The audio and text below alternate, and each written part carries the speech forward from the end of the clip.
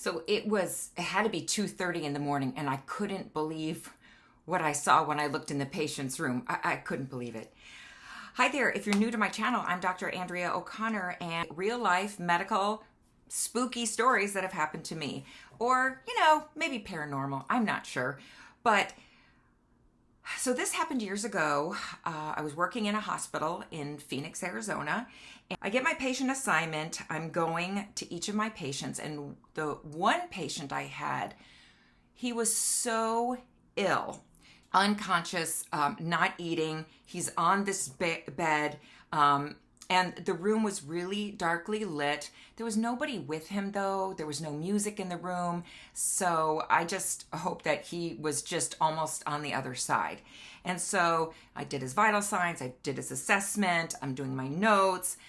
He didn't even have an IV, though, because when someone's in kidney failure, if you're pumping fluids into them, it's just going to sit there. And they need dialysis to run those fluids off if you're not urinating. But if you're really end stage, it's just torture to push fluids into someone that's hours from passing away. And the day shift told me this nurse will probably pass away tonight. He's really end stage. And so I felt it was my job just to make sure, that he appeared comfortable. I mean, he was unconscious in a very deep sleep. So, as I observed his skin, it looked like he was dry and comfortable. Yeah, one time they told me, because there was like 4 rooms that were at the end of the hallway off to the side and you couldn't see into them. And they're like, oh, that one last room is haunted because the water always keeps coming off and on and the lights go on and off. And I was like, yeah, right. On a separate evening, I actually walked past there and I heard the water on. And I don't even think I went in the room to turn it off. I was like, oh, well, But so the lights were dim and I'm just doing my chart notes. And the night's quiet, see a couple patients in between there, call lights go off, you go in, take care of them.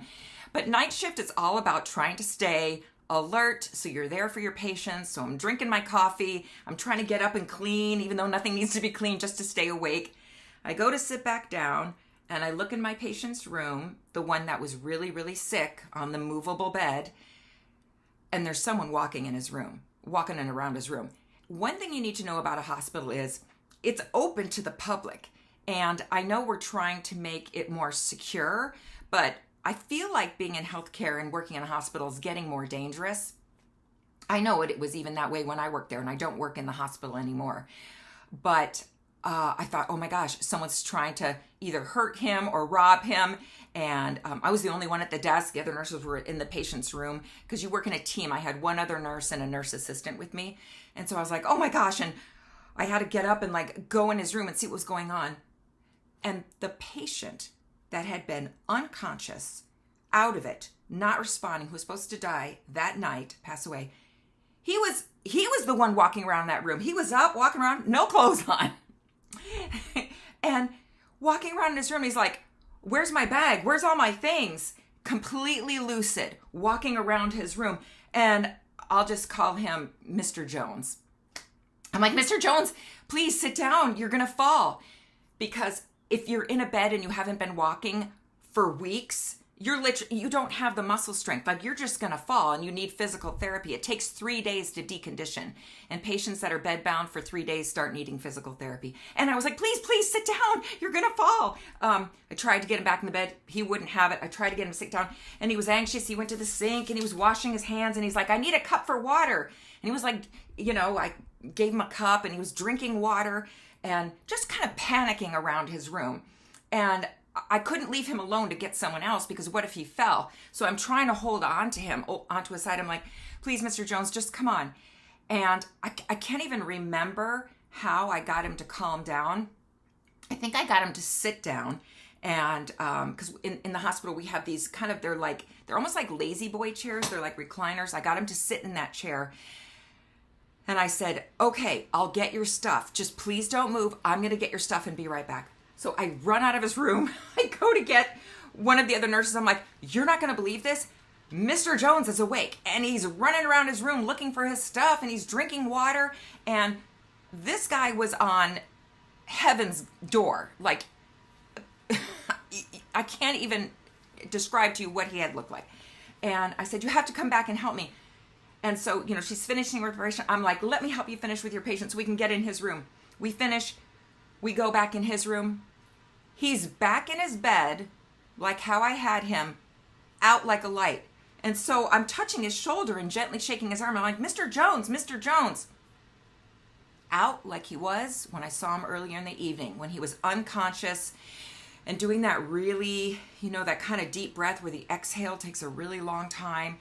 And not Kussmaul breathing. That happens right before you pass, where you have just very shallow breathing and then just one long one. And she's like, well, he's back in bed. He's out of it. I'm like, I promise you, he was running around his room. He was drinking. He was talking to me. He was looking for his things.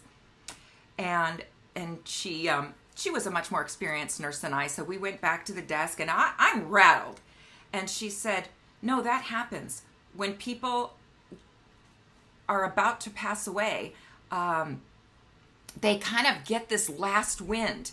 And I want to say, and I could be mistaken how I'm interpreting this, in Chinese medicine, there's a name for it. When we learned acupuncture, I think it's the yang that begins to release that energy, and you get a second wind. And he was completely lucid, up walking around, drinking like you just couldn't believe it. And she said, yeah, that sometimes happens. And I said, I have never seen that before. And by the way, I've never seen it to that degree since. I've seen something similar, which I'll share that other story on another video. But I couldn't believe it. So I kept checking on him. My shift goes till 7 a.m. So I'm taking care of patients. I go in to check on his room. He's still out. And so I go home, and then I show up for my shift the next night, and they're like, oh yeah, Mr. Jones passed away. I could not believe it. So that was before I worked hospice, and that was the strangest thing, looking in that patient's room and seeing him walk around, that after being just about to pass away. So thanks for being here, and I'll see you on the next one.